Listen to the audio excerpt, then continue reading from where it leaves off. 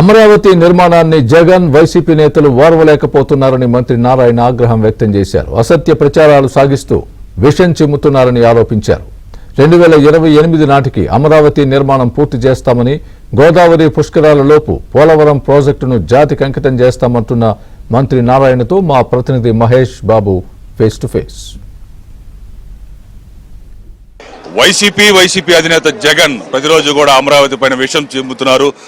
దీనిపైన ప్రజలతో పాటు కూటమి పార్టీల నేతలు, ప్రజాప్రతినిధులందరూ కూడా తీవ్ర స్థాయిలో మండిపడుతున్నారు. మనతో పాటు మంత్రి నారాయణ ఉన్నారు.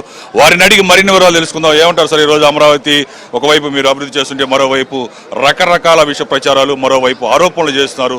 పార్టీ ముఖ్య నేతలు కూడా ఆరోపణలు చేయడం, దీన్ని ఎలా చూడాలంటారు? ఏమంటారు?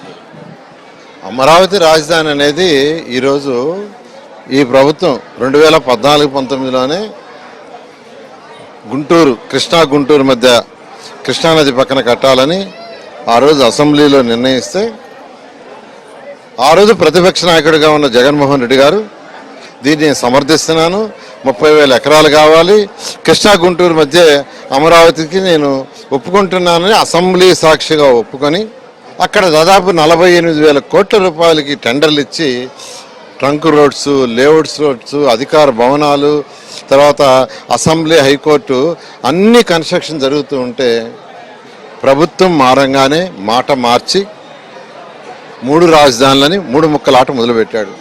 ఈ ఎలక్షన్స్కి వచ్చే ముందే గౌరవ ముఖ్యమంత్రి గారు ప్రభుత్వం రాగానే అమరావతిని టేకప్ చేస్తామన్నారు. అన్న ప్రకారం అమరావతిని టేకప్ చేయమని ఆదేశించారు. అన్నీ ఎంతో వేగవంతంగా జరుగుతున్నాయి. ఎమ్మెల్యే క్వార్టర్స్ అయితే అయిపోయినాయి. ఎమ్మెల్సీ అయితే ఈ నెల నెక్స్ట్ మంత్ 15కి అయిపోతుంది. ఒక్క మన రాష్ట్రంలోనే కాదు, పక్క రాష్ట్రాలు తమిళనాడు, కర్ణాటక, కేరళ ఎవరు మాట్లాడుకున్నా అమరావతి బ్రహ్మాండంగా జరుగుతుందంట, బ్రహ్మాండం కన్స్ట్రక్షన్ కడుతున్నారంట. గౌరవ ముఖ్యమంత్రి గారు అనుకుంటుంటే ఓర్వలేక విషాన్ని చెబుతున్నారు వైఎస్ఆర్సీపీ నాయకులు.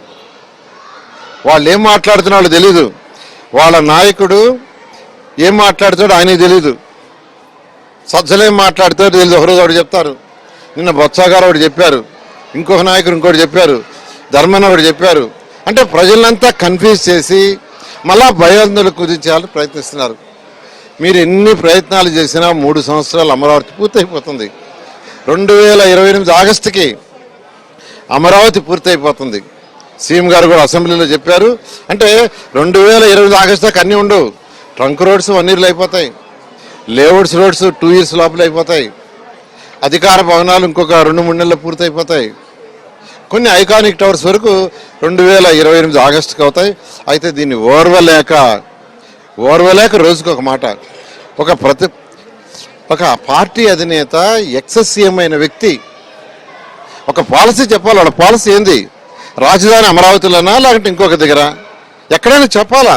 ప్రజల్ని కన్ఫ్యూజ్ చేసే దాని బదులు ఒక మాట చెప్పేస్తే వాళ్ళ కింద నాయకులు కూడా అదే మాట్లాడతారు. చెప్తారు, బొత్స చెప్తారు, ధర్మన చెప్తారు, జగన్మోహన్ రెడ్డి గారు ఇంకో స్టేట్మెంట్ చెప్తారు. అంటే కావాలని ప్రజల్ని కన్ఫ్యూజ్ చేసి అమరావతి లేదు, రాదు అని ఒక క్రియేట్ చేయడానికి మీరు ఎన్ని క్రియేట్ చేసినా అమరావతి అనేది 2028 ఆగస్టుకి అన్ని పూర్తి చేసేస్తాం, ప్రజలకు అంకితం చేయటం జరుగుతుంది.